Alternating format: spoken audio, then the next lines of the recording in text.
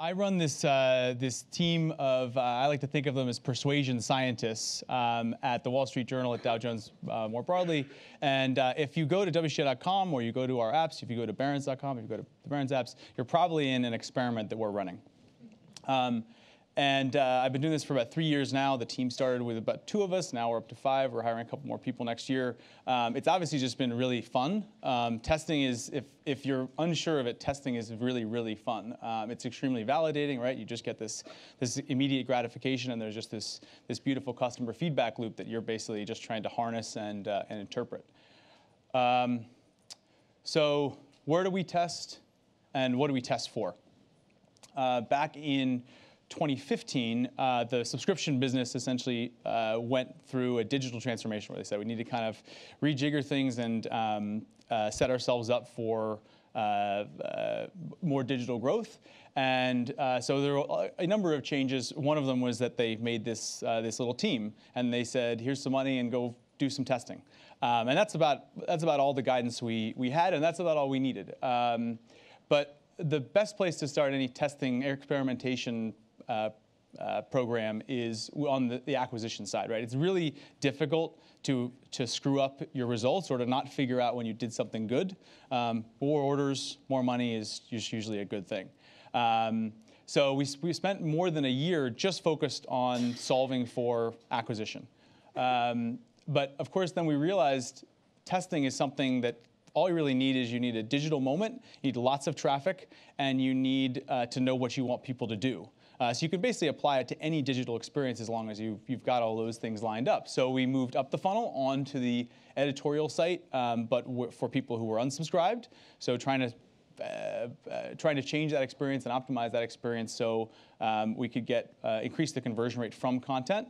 And then also moving down the funnel, where obviously all of you guys are extremely well aware that onboarding is a critical moment where you can really sort of set up your members, your users for success or for failure. And again, we've pushed out again in 2018. We've partnered with the core product team, which is sort of the stewards of just what it means to consume Wall Street Journal content. So we're solving just for real kind of true product KPIs.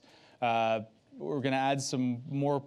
We're teaming up with the retention team. We're teaming up with the education team. So we're just kind of getting our tendrils out across the business, where there's sort of the stakeholder who has the real ownership of the real estate or the business outcome, and we try to facilitate them achieving that because we become experts at the discipline of experimentation. Another way to look at it is you look at the metrics that we're actually solving for. They've obviously exploded. So how do we choose what to test? Now, I don't know, in this room, would you guys, who here isn't doing any A/B multivariate testing? Okay, great. Who feels like they're just starting out? Okay, so we're further along the curve. Regardless of where you are, these 3 slides I think are the most important slides in terms of, I think, driving the success that we've seen. The first thing is that 3 years in, we are still obsessively hunting the low-hanging fruit. There is this thing that happens where once businesses become committed to making data-driven decisions, they often over-rotate towards making things really complicated and really fancy really soon, because if it's fancier and it's more complicated and it seems harder, it seems better. But in fact, right, business is difficult. So anytime things are easy, you want to hold on for all it's worth. So I think there's been this sort of misconception where the act of segmenting and personalizing experiences, that's what represents the biggest upside when it comes to experimentation and just manipulating digital experiences. When in fact, what we've found is that the one-size-fits-all learnings, right? Basic navigation, basic design, evergreen copy that always wins, that's the low-hanging fruit that's sitting right there, and that actually represented at minimum 50% of the upside. Whereas things like segment-based experiences, all of those have to work a lot harder, right? So for example, in my case, if I have some theory about how I could speak to people coming from opinion content, right? and I run a test, right? A 10% uplift on just people coming from opinion traffic is got to work 10 times as hard as a 10% uplift that applies to every man, woman, and child who's considering buying the Wall Street Journal. So that really has, I think, been a pretty important driver of our success. And then you got personalization up here, right? Again, there's plenty of upside there, but just if you skip out on this stuff, you're just making it harder on yourself. And as I said, we've been doing this for 3 years, and we're still finding big one-size-fits-all, really stupid, simple learnings. So the second thing that I think has really sort of informed our strategy is best summed up by this great quote from Van Gogh: "Small emotions are the great captains of our lives." And obviously, he'd be rolling in his grave if he knew we were talking and using it in this context. But he's not around, so we're going to proceed. What you're going to see in the test that I've selected to show you guys, you're going to be blown away by the dramatic impact these subtle changes have had. And I think that the two takeaways are one, that there's probably a lot of upside just lying in plain sight, really close at hand, where you don't have to do that much. You don't have to build a new feature. You just can try to manipulate the experience as it is in terms of how it's presented, so on and so forth. And the second, it should also give you pause anytime you make a change that you deem to be large, and assume that you know it's going to be good. Because if they're sensitive to things like this, then anything that's bigger than that, they're definitely going to be sensitive, and you might have got it wrong. So we try to test absolutely everything before it launches, regardless whether it's large or small. The last thing that has been sort of surprising to us is, I think, when you find yourself in a less imaginative place, testing tends to steer itself towards price and feature, right? Now, obviously, those are big, very powerful levers because you're actually changing the nature of the proposition. But especially on the feature side, that stuff is expensive.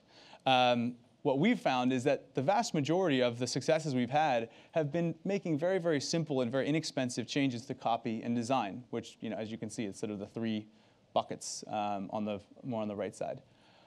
So again, this leads you back to this. It leads us back to this instinct where there's just a lot of upside just in the window dressing and not in the meat on the bones. And if you can just create value essentially out of nothing just by how you position the product without having to make any improvement to the product itself, that's just the easiest money you're ever going to get. Who cares? So how does an experimentation team establish its own value? Right? Some places you've got product managers who are managing the core product roadmap, and they're also testing. In our case, we sort of have this standalone unit, so we really want to make sure everybody knows if we're doing a good job. So how does a testing group establish its value? They run a test. So on the acquisition side of things, we actually recreated the experience of subscribing to the Wall Street Journal back when we began. And A/B tested it against the experiences, a little bit dated, but the experience you have today, which is essentially the sum total of all of our learnings. It was a 64% conversion uplift. And actually, when you break it out by device, the numbers are much higher. The reason why the blended number drops to 64 is that mobile traffic, the ratio of mobile to desktop traffic has dramatically shifted, and the conversion rate is just significantly lower on mobile, even though we've moved it up. So there's nothing wrong with that. So I'm going to roll into some examples. Again, think about the low-hanging fruit. I think all these examples are consistent that they are low-hanging fruit, and that we started with something relatively subtle. On the acquisition side, cut the fat, add a little color, tell people what you thought they already knew, time and place. So cutting the fat. The first thing that we did was not to have an idea about what we should add to anything. There's a great Saint-Exupéry quote, which is, the designer knows he's done not when there's anything to add, but when there's nothing left to take away. So the first thing we said is, let's not assume we have any good ideas about what we should add to any of these experiences. Let's look at what we can cut, especially when it comes to forms. So this was the checkout when we began. It took about 1 minute to complete it when you went as fast as you could. We cut about 25% of the fields you had to enter. All right, that's pure upside. You didn't change the product. You didn't do anything, right? There's some heavy lifting involved in terms of some back-end systems, but you didn't have to be particularly imaginative to generate value for your business by experimenting in this way. Adding a little color, right? So this was the page that you saw when you downloaded the Wall Street Journal Android app on first open when we began testing in it. And it occurred to us that this sort of gray on gray on gray illustration wasn't necessarily doing the best job of painting the picture of the wonders that awaited you on the other side of a Wall Street Journal subscription. So we just went to the marketing department and we said, could you give us a colorized pack shot, right? Let's not assume we know anything. Let's not add any copy. Let's change one variable at a time. That was 110% order uplift, right? So just put a little spin on the ball, right? Give it a little pop. See what happens.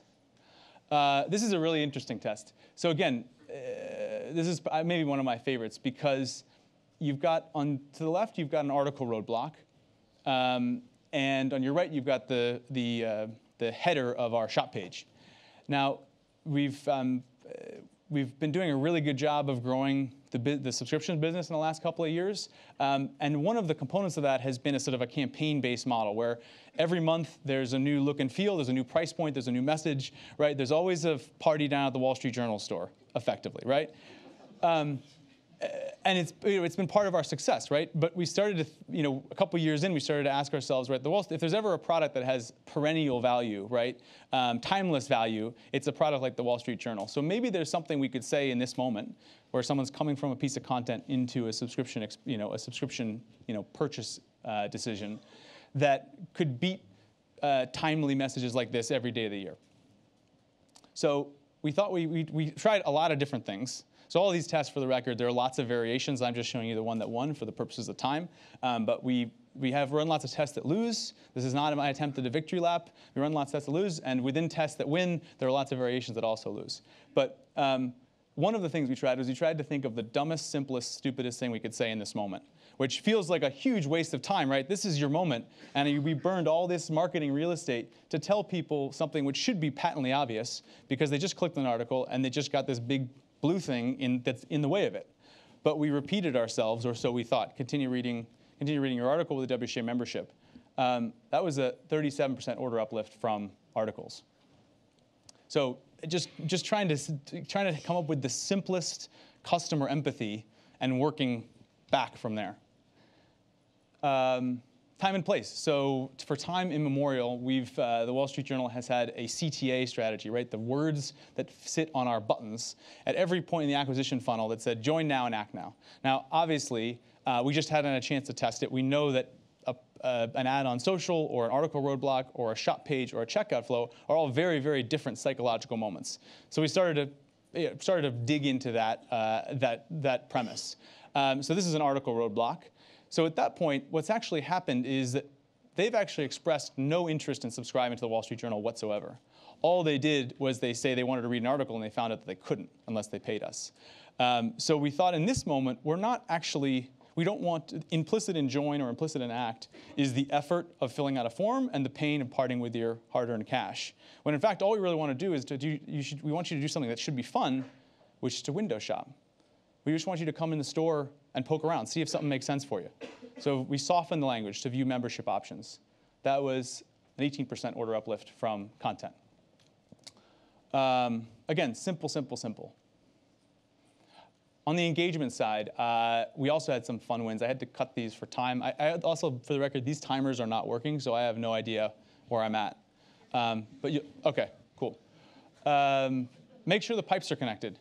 Again, I think one thing we're really good at is just taking the same experience and just staring at it over and over again, turning it on its side, relentlessly reanalyzing and reimagining these moments that we know are sort of critical choke points, either in the concept of acquisition or engagement.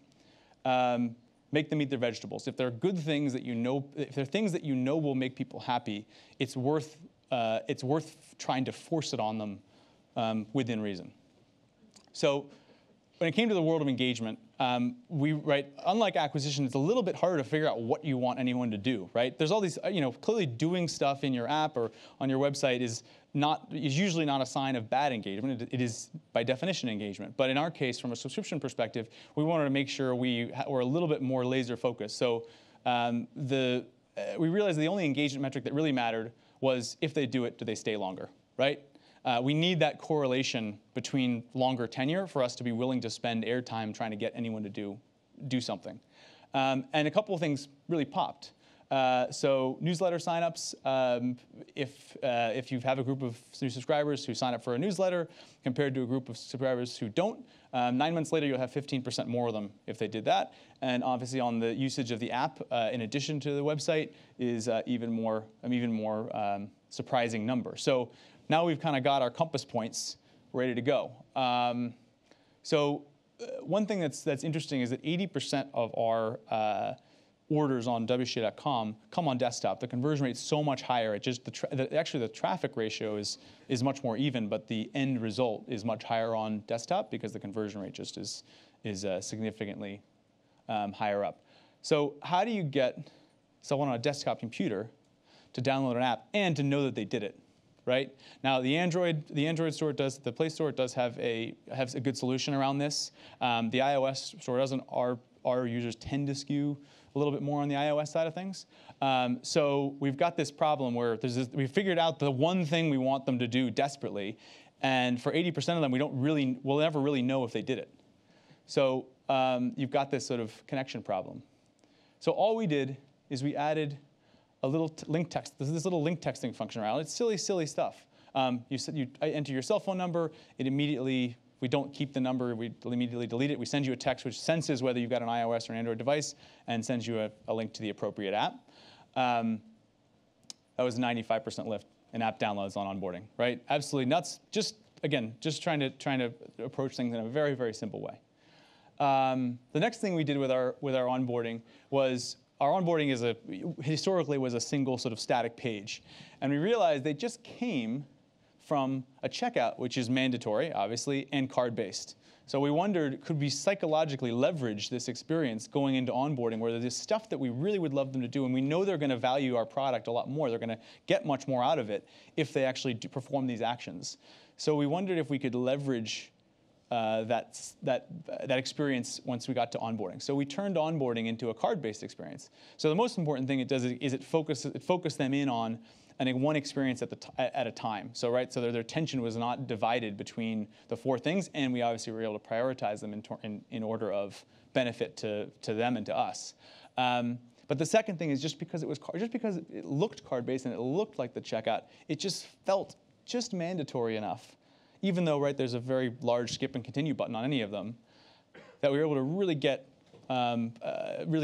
dramatically increase the rate at which they're doing all these things, which just enhances the value of the subscription they just decided to purchase. And I think that's about all I got.